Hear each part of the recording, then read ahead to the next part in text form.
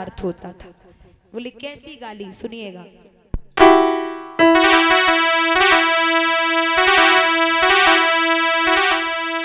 कि तुमसे नित्य आवे मेहमान, हमारे घर हरे हरे, हमारे घर विद्या के धनी, तुमसे नित्य आवे मेहमान, हमारे घर हरे हरे, हमारे घर विद्या के धनी, तुमसे नित्य आवे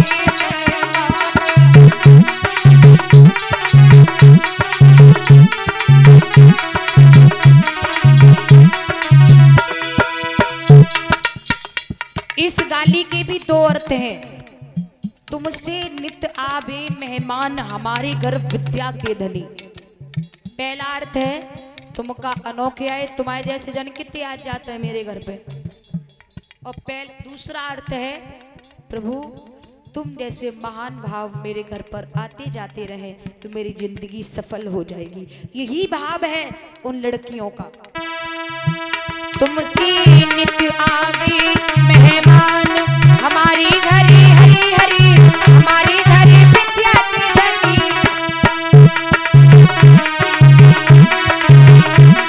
हमारे घरे हरी हरी, हमारे घरे विद्या के धनी, तुमसे नित्य आवे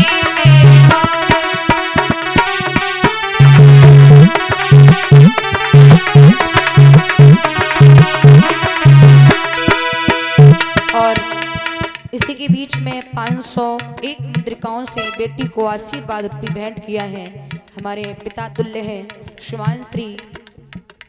श्रीमान श्री राजपाल फौजी साहब जी की ओर से नेहरू नगर एटा से है। हमारे गांव से हैं, मतलब जन्मभूमि गांव है और हमारा काशौन वहाँ से हैं और रहना इनका नेहरू नगर में है। बेटी को आशीर्वाद रूपी हमारे पिता तुल्य है, इन्होंने 501 मुद्रिकाओं से बेटी को आशीर्वाद भेंट किया है। बहुत बहुत आभार। इनका आशीर्वाद बेटी के सिर पर बना रहे जिससे बेटी अपनी मंजिल को प्राप्त कर सके।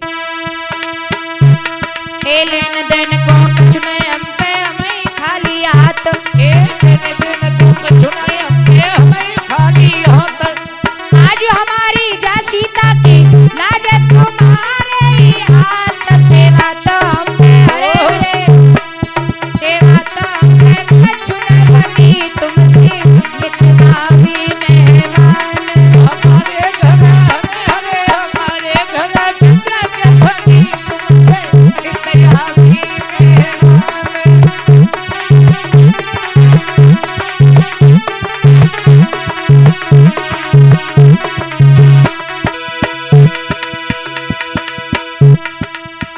तुमसे नित्य आवे मेहमान, हमारी घरी हरी हरी, हमारी घर विद्या के धनी, तुमसे नित्य आवे मेहमान, हमारे घर हरे हरे, हमारे घर विद्या के धनी, तुमसे नित्य आवे मेहमान।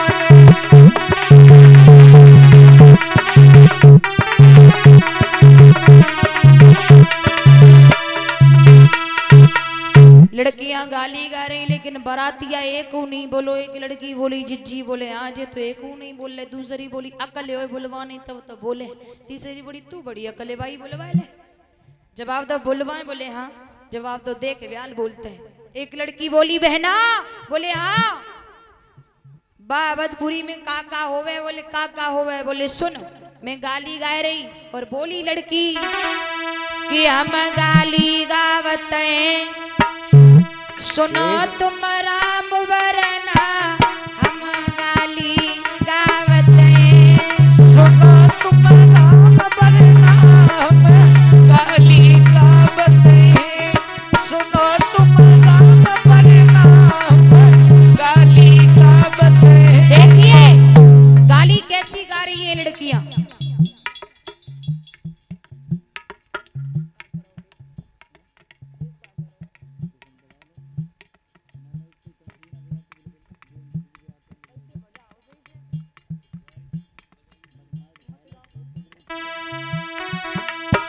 बोली अरे राम तुम्हारी बुआ जी ने ऐसे बादर फारे।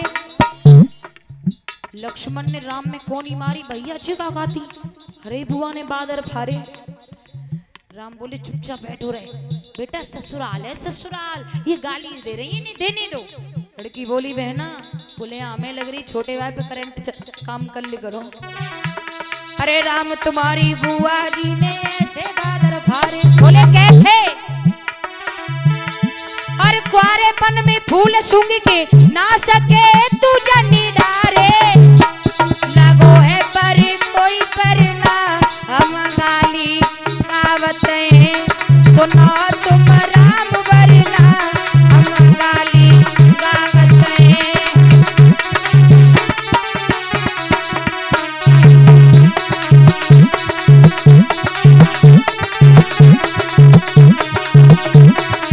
और बोली अरे गाली मत जानो तुम जाको कहीं हमारो कहनो।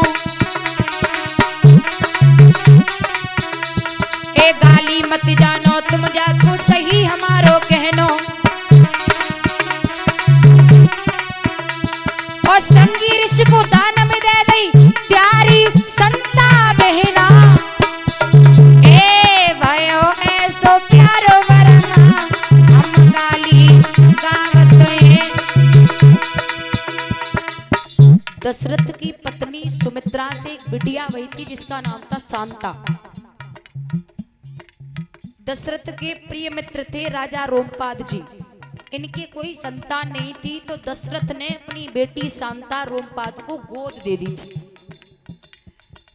रोमपाद के राज्य में सूखा पड़ गई तो कुछ ऋषियों ने बताया कि ब्रह्मचारी संत है, विभांडक मुनि का पुत्र है श्रृंगी।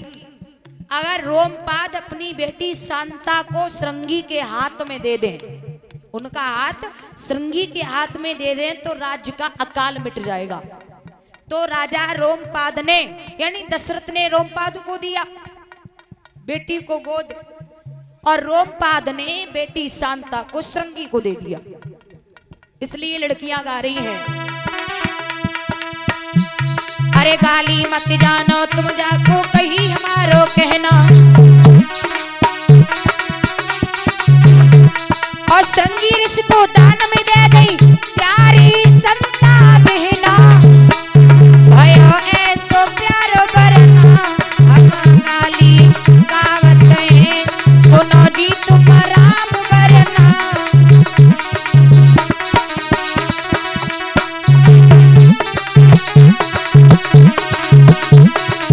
और बोली सुनो एक अचंबो हमने देखो नहीं अवध में चला। बहना अवध में एक नई चाल चली है, कहा अरे एक अचंबो हमने देखो नहीं अवध में चला। और खीर खाई की इनकी माँ ने जन्म में चारा लल्ला। तुम्हारी आवा कोई सलना हम गाली गावतें, सुनो जी तुम राम वरना हम गाली गावतें।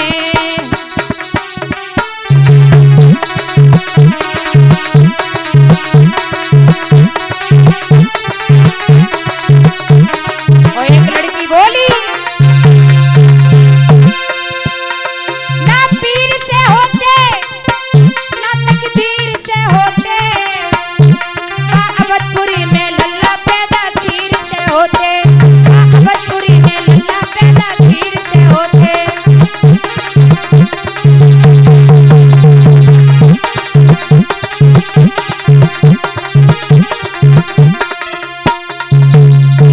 जैसे ये कहा कि बा अवधपुरी में लल्ला पैदा खीर से होते हैं, लक्ष्मण बोले भैया मोशन रुको जा रहा हूं, देखो का गाती जे खीर से पैदा होते हैं।